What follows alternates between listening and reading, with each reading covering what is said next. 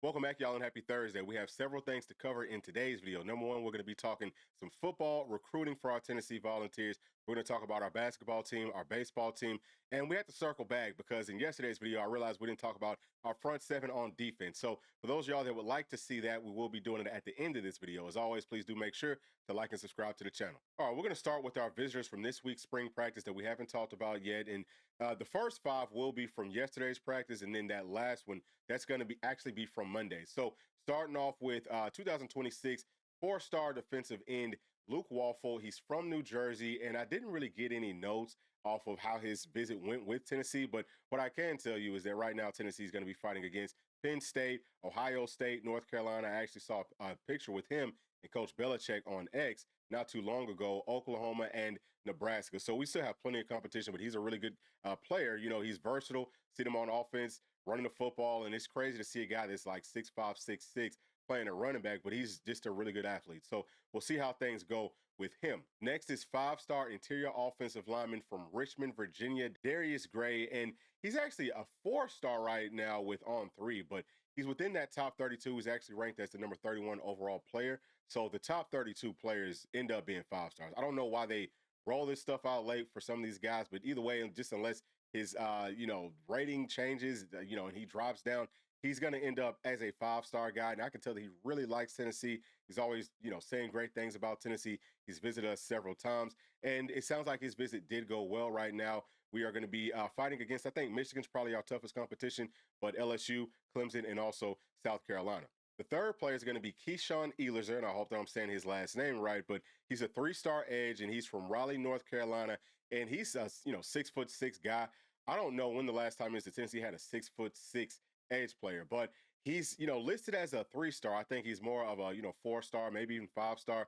He's got really good talent, a whole lot of burst. He bends well. He's one that, it sounds like he really likes Tennessee at this point, and he does have some other unofficial visits set up for the spring.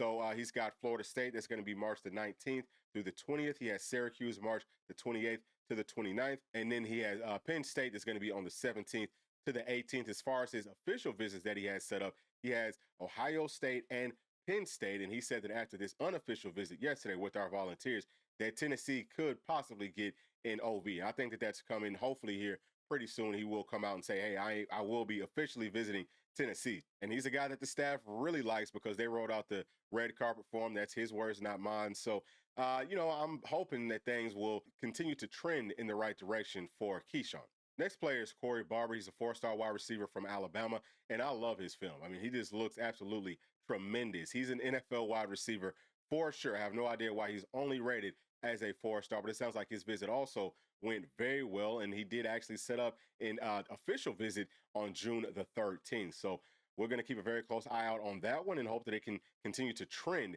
in the right direction as well. Now, he's a guy that I think could play inside or outside, prototype size. His routes look really good, and it's not just because he was taught how to run well. I think it's just because he's such a good athlete. He can make you miss after the catch. He shows that he can go out and high-point footballs, all that good stuff. So he's one that is high up on my personal list for Tennessee to add in 2026. And our last two players are going to be from the 2027 class. They're both secondary guys. The first one is going to be Marcus Bryant, who's from North Carolina. He is a cornerback. And right now it's between us, Clemson, and Penn State. So he's another one. He looks really good for 2027, but obviously we have a ways to go with that, and I'm sure that that list is going to change up some. And the very last player is going to be 2027 safety, Omari Sanders, number one. That's a really good name. So he was up on campus Monday for his birthday, and he's 6'4". Okay, he's from Nashville, and he's the number one player in Tennessee for 2027. He's the number 3 overall safety in that entire class. I like his game. Matter of fact, I love his game, and I also love the fact that Tennessee's going out and targeting all these tall safeties. But I don't want to sleep on some of the shorter ones, too, because you need to have the guys that are tall and can kind of roam the field. But you also need some guys that might be a little bit shorter, but are going to be better in and out of their breaks and transitions. That's typically how it goes, but I love him. I think that he's a guy that really likes Tennessee. That, for me, is one that is almost, hey, we absolutely have to close out on him just because he's an in-state guy and is at a position of very high need, I think, moving forward. Now let's shift gears to our baseball team. We're starting our first conference series tomorrow night at 6:30 versus the Florida Gators, and they're ranked number 7. We're ranked number 2. I don't know why we're ranked number 2, y'all, just because we're the only undefeated team left in college baseball, and we have it all. I mean, our bullpen is excellent. Obviously, our batting is just tremendous. Fielding has looked great, and that's why we're undefeated. But tomorrow is going to be our first. I don't want to say real test because we played up against some pretty good teams, but I guess that'll be our toughest test up to this point. We'll see how do we look in conference play. And I think Liam Doyle's probably going to get the start. He's the best pitcher in all of college baseball. He's probably going to be the #1 overall draft pick. So we'll see how that goes. But I'm really excited to see us versus some higher level competition. And of course, we're going to keep y'all covered with that game, with that entire series this weekend. All right, now let's talk about our basketball team. Obviously, the SEC tournament started yesterday, and this is the SEC bracket. And if you're looking at Tennessee, we're going to be facing the winner of Texas or Texas A&M. Now, it was a shocker to me that Texas beat Vanderbilt. Texas just hasn't been very good this entire season, and Vanderbilt's actually been pretty solid. So that one kind of shocked me. But obviously, man, Texas versus A&M, that is a big-time rivalry game. And I really wouldn't be surprised if Texas maybe pulled that one out too. So Tennessee's going to be facing one of those teams, and I feel fine versus either one of them. It really doesn't matter to me. We'll be, hopefully, as long as we come out, we're not playing flat, we should be able to advance on to the next round, and we'll see who Tennessee's going to be facing. As far as where Auburn is at, they're going to be facing the winner of Arkansas versus Ole Miss. Both of those teams, I think, could present some problems to Auburn and really more so probably to Tennessee. So we'll see what happens with that. But I feel very confident with Tennessee's capabilities of being able to beat Auburn. Again, I'm not too concerned about any of those teams up at the top. Now, as you come on down to the bottom, Mississippi State's going to be playing Missouri a little bit later on tonight. And then, the winner of that game is going to go on to face Florida. Now, Florida's a team that everyone's been talking about. They're really hot right now. That's a team that I think that we might want to win, because if they can win and if they face us, if we beat them head to head, then Tennessee could potentially get that #1 seed. I don't know how it's going to work, and I've said this on a previous video. I don't know how this is going to work if we don't end up facing Florida, but we maybe go further in the SEC tournament than they do. Would that maybe give us that 1 seed? I don't know, but that's really what we're talking about here, because to me, that is what is the most important thing. But then the other team that's fighting for that 1 seed potentially is going to be Alabama, and they'll face the winner of Oklahoma and Kentucky. Now, I think that Kentucky is going to get the win right there, and I really would not be surprised to see Kentucky actually beat Alabama. And it could maybe end up being Florida versus Kentucky, and then, we would see, obviously, one of those teams in the championship game. So let's talk about the big bracket, the whole bracketology, and today we're going to be looking at ESPN. And as we're scrolling through this, y'all will see that Tennessee is the 2 seed in the East, which I like us over there, man. Obviously, Duke is over there. Duke is really good, but outside of that, is not a whole lot of competition. I think we match up well with all those teams. So at this point right now, Tennessee's first game would be against Robert Morris. Haven't seen them play, but we should be able to handle them. And then after that, would probably be playing up against Louisville.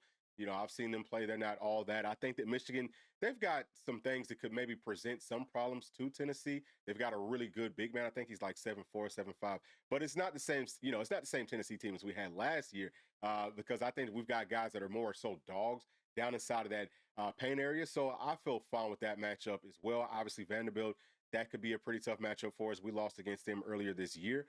Creighton, I've seen them play. They're pretty good, but it's not a lot of teams that absolutely scare you. I think that that's my overall point.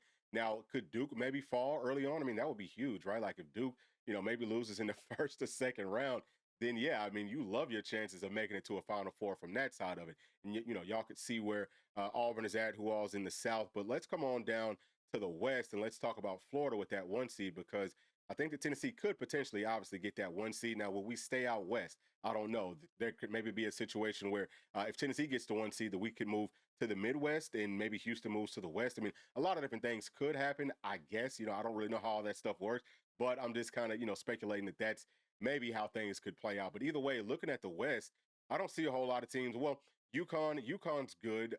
Who else? Definitely, I would say Kentucky. Ole Miss is a team that we lost to before. I haven't really seen too many of these other teams play, but I mean, I'm not concerned necessarily with anything that's over there. So I think that Tennessee could be in a good spot, actually getting that 1 seed out west or getting the 2 seed in the East. But it might be a little bit easier.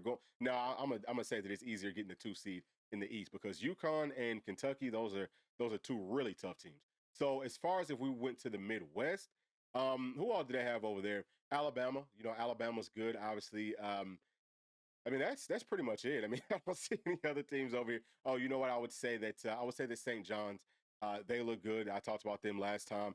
I think that Gonzaga, they're typically a pretty good tournament team. So yeah, I mean, we obviously we're not going to be able to just run away from good competition the whole way, but you want to find the easiest path to that Final Four. And I would still say that more than likely it would be the 2 seed in the East. But I'm not seeing too much resistance really anywhere, just because we have a really good basketball team. As long as we play up to our standard, as long as we come out, locked in and focused, I think that we can beat anybody that we match up with. All right, now let's talk about our front seven from day 3 of spring practice. And we're going to start off with those linebackers. And we already know that Arion Carter, both of the Jadens, they're out. I think that they're actually moving around and stuff. So I need to change that from red to orange. And we will have that ready by the next practice that's coming up tomorrow. But there weren't really too many notes with this group.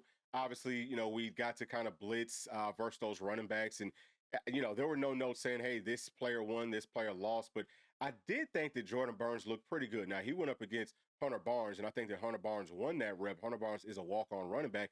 But what I liked from Jordan Burns is he's showing some type of pass rush moves.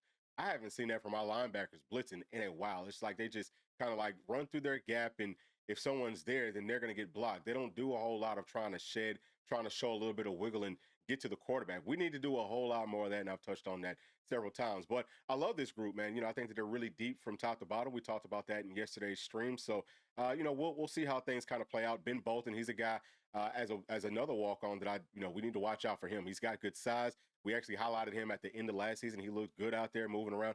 So yeah, we've got some guys, and could he maybe be a guy that actually gets to rotate in for us in a very, very deep room? I'm not quite sure, but I think that he will have that opportunity. So this is a very good looking room. Now let's talk about Tennessee's defensive tackle room, and we didn't really see anything from any of our linemen yesterday. They just didn't show them. That's part of the reason that we didn't get to them yesterday. But we'll start off with everyone that didn't really do much of anything. So Jamal Wallace, we saw that he wasn't even dressed out with his pads and things like that. So he didn't really even practice.